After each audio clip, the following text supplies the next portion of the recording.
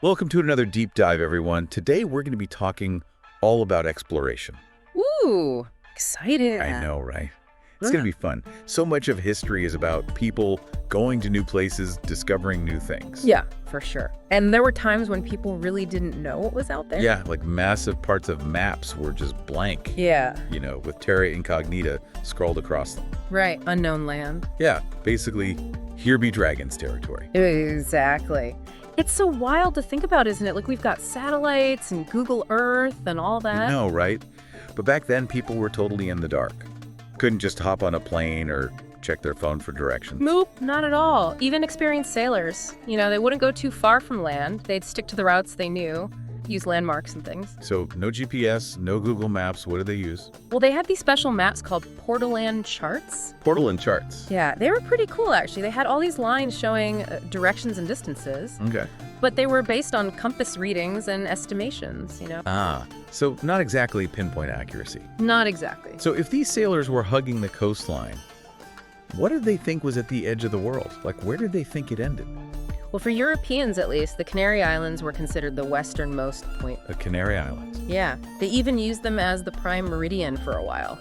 The line that marks 0 degrees longitude. Whoa, hold on. So instead of Greenwich, England, everything was measured from the Canary Islands. Pretty much. It's wild to think about, isn't it? It really is. It's like saying, okay, let's start measuring time from Chicago instead of Greenwich. It just throws everything off. Totally. It just shows you how different their perspective was. It really does. Speaking of the Canary Islands, our sources talk about the Guanches. But the Guanches... Yeah, the people who lived there before the Europeans showed up. What can you tell us about them? Well, the Guanches are kind of a mystery, to be honest. A lot of their culture was lost after the Europeans arrived in the 1400s. Oh, that's sad. Yeah, it is. But what we do know is fascinating. Imagine living on this small group of islands believing that's the whole world. Wow.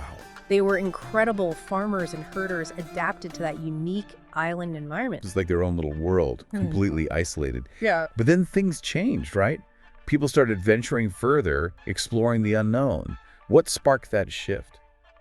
Well, there were a few things happening at the same time, but one big factor was economics. Economics, okay. Yeah, imagine really craving something, but it costs a fortune. That was Europe's relationship with spices. Spices. Yeah, things like pepper, cloves, cinnamon, they were super valuable back then. But the traditional land routes to the east were controlled by the Ottoman Empire. Ah, so they had a monopoly. Exactly.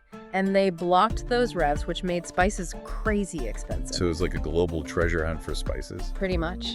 And it wasn't just spices. Europeans also wanted silk porcelain, all those luxury goods from the east. They needed a new route, a sea route, to get around those blockades. Okay, so the motivation's there, but venturing into the unknown is risky business. Yeah. Especially back then. What gave them the confidence to just set sail into uncharted waters? Well, alongside that desire for riches, there were some major advancements in technology. Technology. Yeah, think of it like getting a new set of tools for an adventure. Shipbuilding got a huge upgrade with the caravel. A light maneuverable ship, perfect for exploration. Oh, cool. And navigation got a boost too.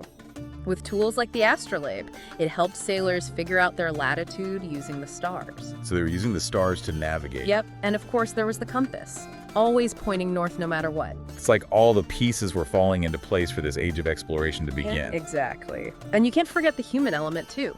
The thirst for adventure, the competition between nations. Portugal, Spain, England, France, they all wanted to claim new lands, find new riches, expand their influence. So it was like a race to discover and conquer the unknown. Which country kind of fired the starting pistol for this race? Well, Portugal took an early lead. They had this visionary leader, Prince Henry the Navigator. Prince Henry the Navigator. That's a pretty cool title. Right. And he wasn't just motivated by spices and trade routes. He was really fascinated by mapping the African coastline and exploring new territories. I see. So he was kind of a geography nerd. Kind of. But our sources also suggest he was interested in gold and, unfortunately, the slave trade. Yeah, that's a dark side to this era, for sure. A reminder that exploration wasn't always about pure discovery. You're right. It was a complex endeavor, often driven by a mix of noble and not-so-noble motivations. Absolutely. But going back to Portugal's achievements, there's one name that stands out. Bartolomeu Dias. Dias. He was an amazing navigator. He led an expedition that rounded the southern tip of Africa in 1487, a place called the Cape of Good Hope. The Cape of Good Hope. And this was huge. It proved that you could sail around Africa and open up a sea route to the east. Wow, imagine rounding that cape and seeing the Indian Ocean stretching out in front of you, Oh, knowing you're the first European to do it. must have been an incredible feeling. Absolutely. But these voyages were dangerous too, right? Storms, disease, mutiny. Not to mention the fear of the unknown.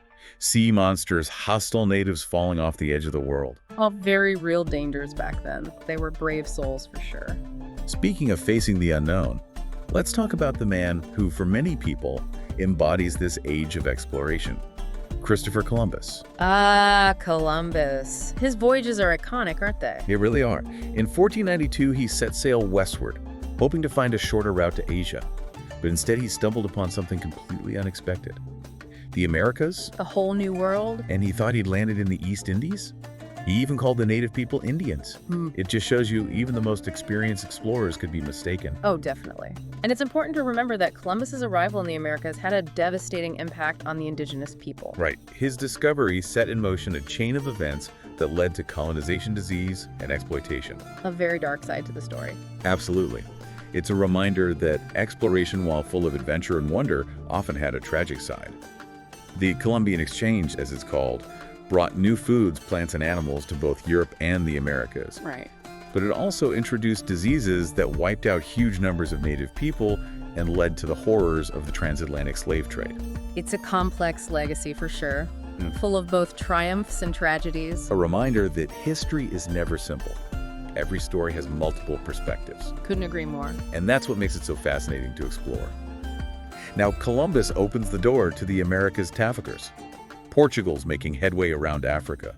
What happens next? Do other European nations just sit back and watch? No, not at all. Nope. Once the door to exploration was open, everyone wanted in on the action. It was like a free-for-all to discover, claim, and, exploit new lands. So basically a giant game of global capture the flag? Yeah, you could say that the Portuguese, they saw Columbus's success and they really ramped up their efforts to reach India by sea. Makes sense.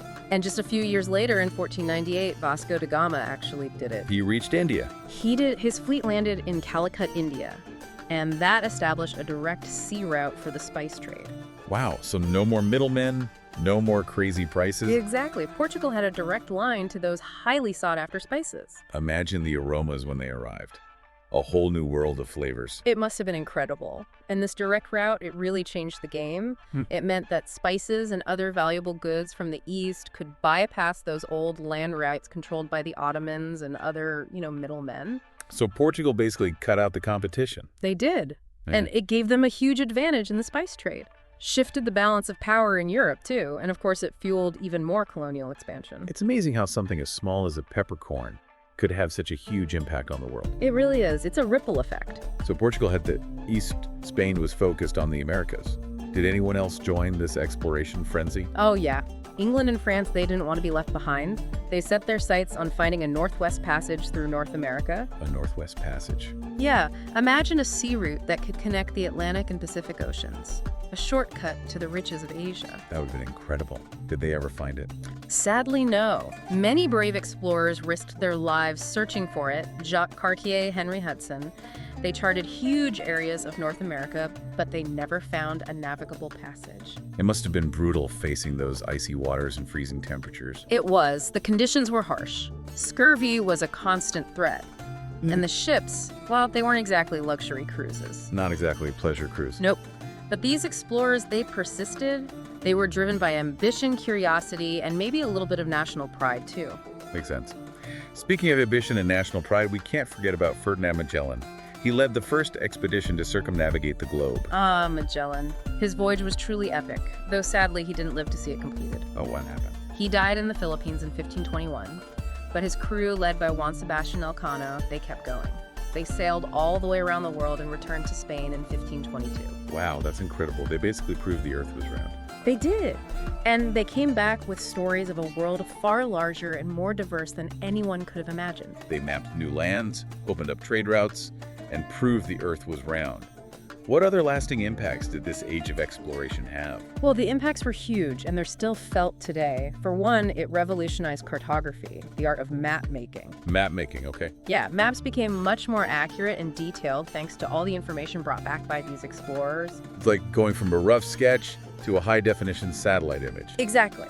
And beyond maps, the age of exploration sparked a thirst for knowledge in all sorts of fields. Explorers brought back new plants and animals, cultural artifacts. It fueled advancements in botany, zoology, anthropology, you name it. It's like they opened up a treasure chest of knowledge for scientists and scholars who explore. That's a great way to put it. But we also have to remember the darker side of this era. We've talked about the impact on indigenous populations and the slave trade. How did these voyages shape the future in those terms? Right, we can't ignore that. No, we can't. The Age of Exploration had a profound and often devastating impact on indigenous populations around the world. European powers, driven by a thirst for land resources and power, they carved up the world, establishing colonies and empires. So you're saying the seeds of colonialism were sown during this period? Absolutely. The pursuit of exploration and trade went hand in hand with the subjugation and exploitation of native peoples.